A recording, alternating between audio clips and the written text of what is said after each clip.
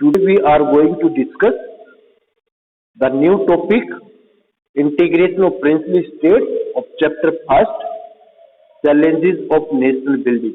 आज हमारा विषय है कि जो देसी रजवाड़े थे भारत में भारत विभाजन के समय उनका किस तरीके से भारत में एकीकरण किया गया।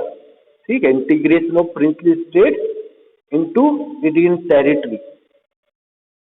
इसमें हम कहेंगे बेटा British India was divided into what were called the British Indian provinces and the princely state.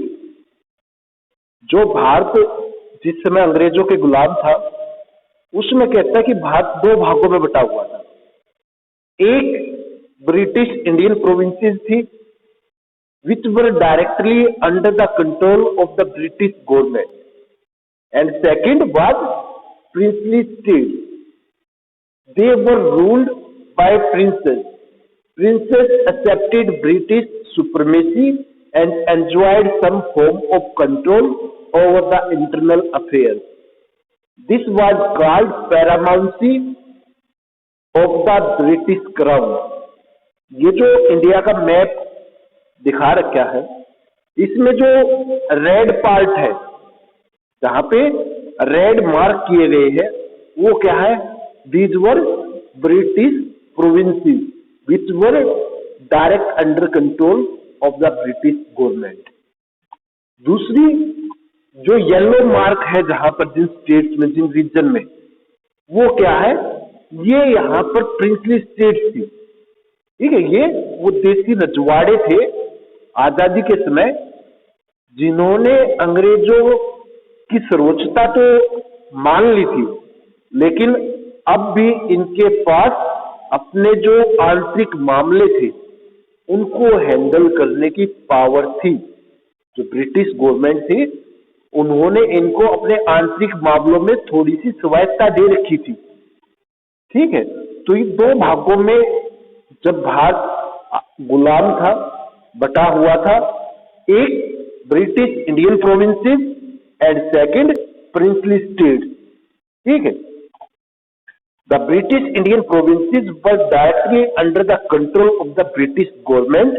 On the other hand several large and small states ruled by princes called the princely states enjoyed some form of control over their internal affairs as they accepted British supremacy. कि भाई एक British Indian जो क्षेत्र थे वे थे, प्रांत थे, दूसरी तरफ वे देसी रजवाड़े थे। ठीक है, जिनको अब भी आंतरिक मामलों में थोड़ी सी स्वायत्ता मिली हुई थी। अब कह रहा princely states covered 1/3 of the land area of the British Indian empire.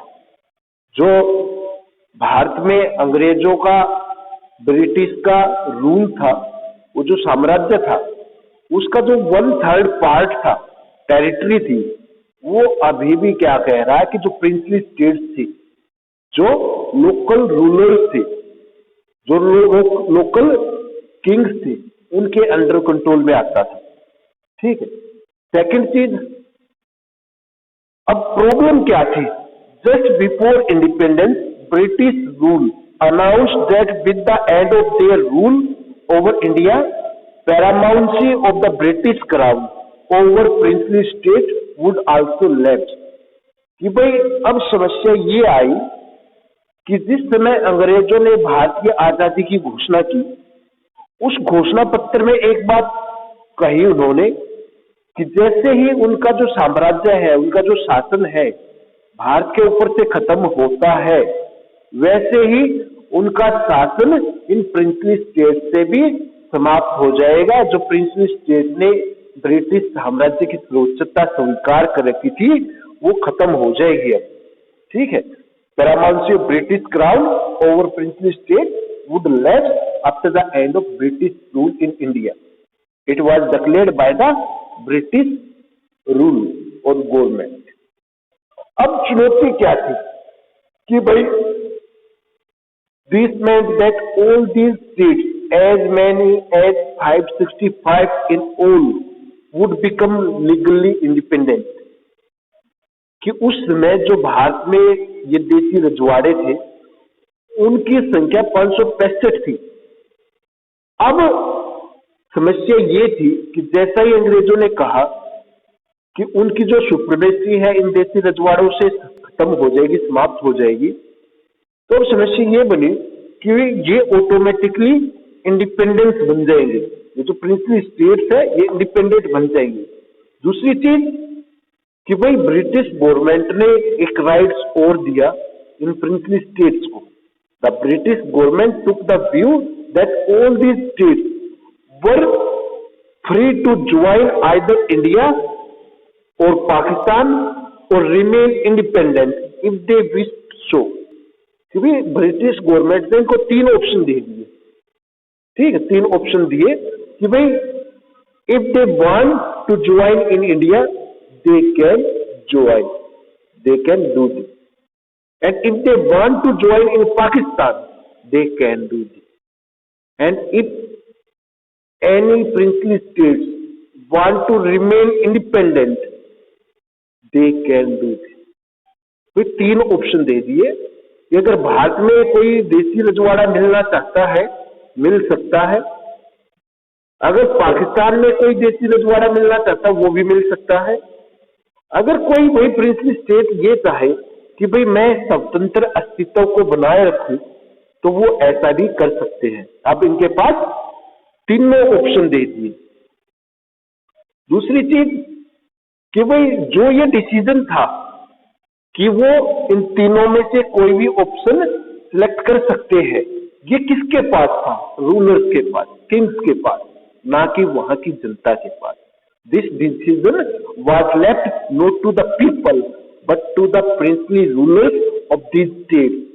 This was a very serious problem for a united Indian nation।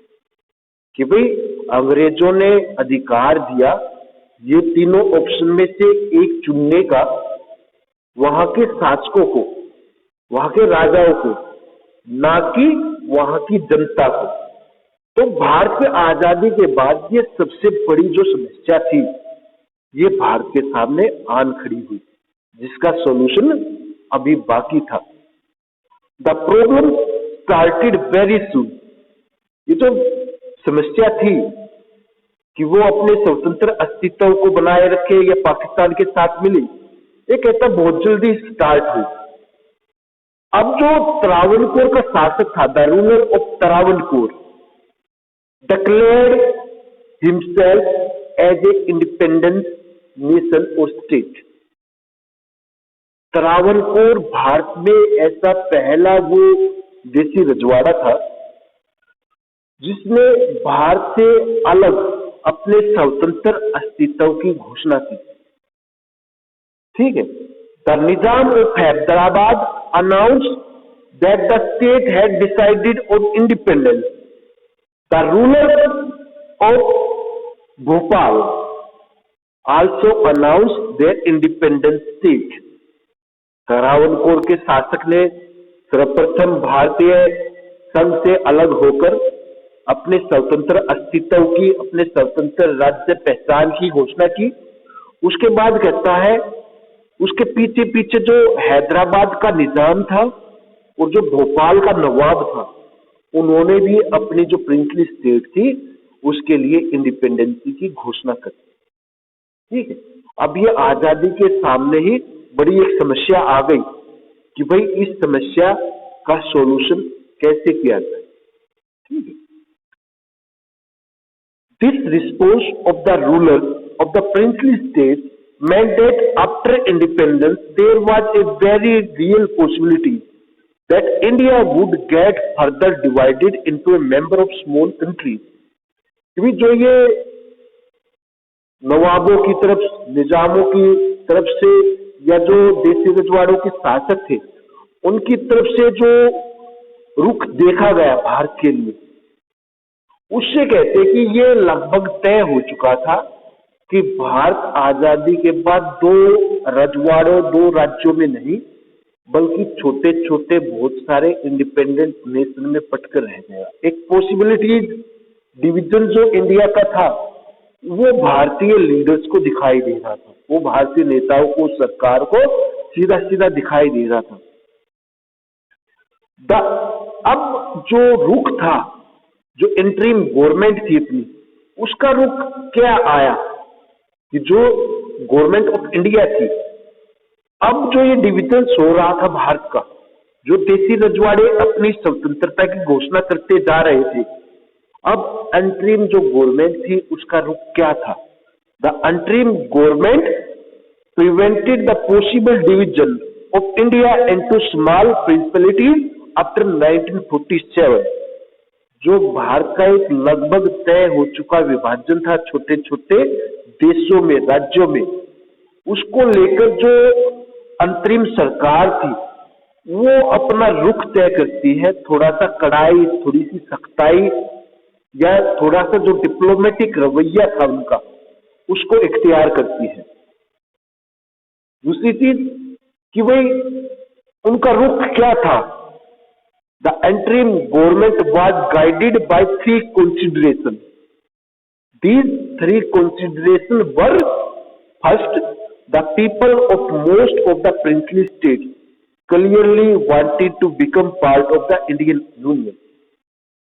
भाई पहला जो भारत ने रुख लिया वो यही था कि जो ये प्रिंसली स्टेट्स की जनता है ना, इनमें से मोस्टली 99% पॉपुलेशन भारतीय जो अक्षित्र है, भारत जो संघ है, उसके साथ मिलने की इच्छुक है। The people of most of the princely state wanted to become part of the Indian union. This was the first consideration of entering government. Second, the government was ready to give autonomy to some region. कि भारतीय जो सरकार थी, अंतरिम जो सरकार थी, उसने थोड़ा सा नरमाई वाला रुख भी अपनाया। नरमाई वाला रुख क्या अपनाया कि भाई जहां पर लगा उसे कि कुछ राज्यों को आंतरिक स्वायत्ता दे देनी चाहिए, वो उसने आंतरिक स्वायत्ता दे दी। जैसे मणिपुर को आंतरिक स्वायत्ता दी गई थी। The government was flexible in giving autonomy to some region to accommodate plurality and demands of region. ये वही भारत सरकार ने नरमी, एक ढिलाई का रुख भी अपनाया। तो जहां पर लगे कि भारतीय संघ में किसी स्टेट को, प्रिंसली स्टेट्स को मिलाया जा सकता है और वहां का शासक कोई डिमांड कर रहा है, ऑटोनॉमी मांग रहा है इंटरनल अफेयर्स में, तो वो इंटरनल अफेयर्स की ऑटोनॉमी भी उनको दी गई। जैसे मणिपुर के राजा बोधचंद्र जो थे, उनको ऑटोनोमस स्टेट का वायदा किया गया भारत की तरफ से। थर्डली कहता है, in the backdrop of partition the integration and consolidation of territorial boundaries of the nation had assumed supreme importance। कि भाई तीसरा ये था कि जो भारत का एकीकरण है, जो भारतीय अक्षित्र की सुरक्षा है, इसकी सीमाओं की, वो भारतीय सरकार के लिए, अंतरिम सरकार के लिए सबसे सर्वोच्च होगी। Partition had brought in demarcation of territory, integration and consolidation of territorial boundaries of nation. Bharat सरकार ये जो विषय है इसको सरलता के साथ नहीं लेगी, बल्कि इस विषय को गंभीरता के साथ मानेगी, समझेगी कि उनके सामने भारत का जो एकीकरण है वो सुप्रीम इंपोर्टेंस है, वो सबसे सर्वोच्च विषय है। दीज वर द 3 कंसिडरेशन और government approach towards the princely state और towards the integration of India after the independence. ये 3 अब वो विषय थे या गवर्नमेंट की अप्रोच थी जो उसने, जो देसी रजवाड़े थे उनके प्रति इख्तियार की। अब बात आती है सरदार वल्लभ भाई पटेल की। Why we called him as a iron man? हमने उनको लौह पुरुष का दर्जा क्यों दिया? अब वो बात यहां पे छुपी है। Who was Sardar Vallabhbhai Patel? Sardar Vallabhbhai Patel was the first Deputy Prime Minister and the Home Minister of India after its independence. Sardar Vallabh भाई पटेल जब भारत आजाद हुआ तो उसके पहले जो डिप्टी प्राइम मिनिस्टर थे और जो पहले होम मिनिस्टर थे वो थे। अब इन्होंने एक मेन रोल निभाया इन प्रिंसली स्टेट के इंटीग्रेशन को लेकर। सरदार वल्लभ भाई Patel played a historic role in negotiating with the rulers of princely states firmly and diplomatically and brought them into Indian Union। जो सरदार वल्लभ भाई पटेल का रोल था देसी रजवाड़ों को भारतीय संघ में विलय कराने का, उन्होंने एक तो निसंकोच जो देसी रजवाड़ों के शासक थे उनसे बातचीत की, विचार विमर्श किया। दूसरा, उस विचार विमर्श में वो डिप्लोमेटिकली जो आइडियोलॉजी थी, जो डिप्लोमेटिक अपना एक रोल था उसको निभा रहे थे और उनके प्रयासों से ही आखिरकार वो मोस्टली जो प्रिंसली स्टेट के रूलर थे उनको भारतीय संघ में मिलने के लिए तैयार कर लेते। ठीक है, जो भारत का एक निश्चित लग रहा था विभाजन होगा तो वो उस विभाजन को टाल देते हैं। वो अपनी योग्यता से, एबिलिटी से, कैपेसिटीज से वो प्रिंसली स्टेट्स के रूलर्स को इंडियन टेरिटरी, इंडियन यूनियन का पार्ट बनने के लिए तैयार कर लेते थे। ठीक है, अब कहता है most of the rulers were ready to sign instrument of accession with India. अधिकतर जो शासक थे देसी रजवाड़ों के वो तैयार हो जाते हैं भारतीय संघ में शामिल होने के लिए। इंस्ट्रूमेंट ऑफ एक्सेशन जो विलय का एक घोषणा पत्र तैयार किया गया था उस पर साइन करने के लिए।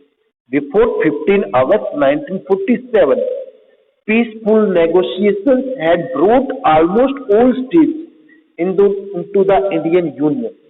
The rulers of most of the states signed a document called the Instrument of Accession, which made their state agreed to become a part of the Union of India. अधिकतर जो देसी रजवाड़े थे वो तैयार थे। यहाँ पर जो सरदार वल्लभ भाई पटेल ने जो एक हिस्टोरिकल रोल निभाया, उनके साथ में जो हमारे फर्स्ट प्राइम मिनिस्टर थे पंडित जवाहरलाल नेहरू और जो लॉर्ड माउंटबेटन थे, उनकी जो एक्शन थे, उनकी जो भूमिका थी, उसी भूमिका के कारण भारत जो एक निश्चित लग रहा था कि बट जाएगा छोटे छोटे देशों में, राज्यों में, वो हमने टाल दिया। भारत का हमने एकीकरण करके दिखाया। अब कह रहा है कि जहां पर कुछ स्टेट्स आसानी से भारतीय संघ का हिस्सा बन गए, वहीं कुछ स्टेट्स को भारतीय संघ में मिलाने में थोड़ी सी दिक्कतें आई, समस्या आई। Accession was more difficult in the princely states such as Junagadh, Hyderabad, Kashmir and Manipur. ये वो राज्य थे जिनको भारतीय संघ में मिलाने के में थोड़ी सी समस्या हमारे सामने आई। ये कौन से राज्य थे?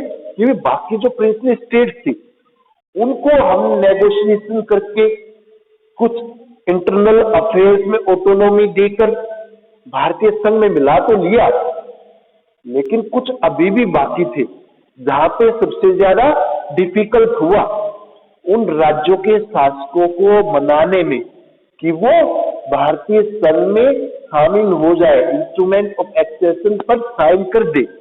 और ये वे राज्य थे जूनागढ़, हैदराबाद, कश्मीर और मणिपुर।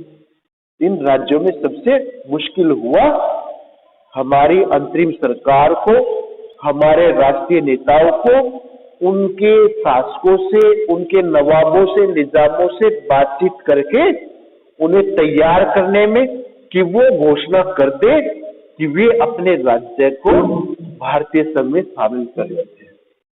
ठीक है।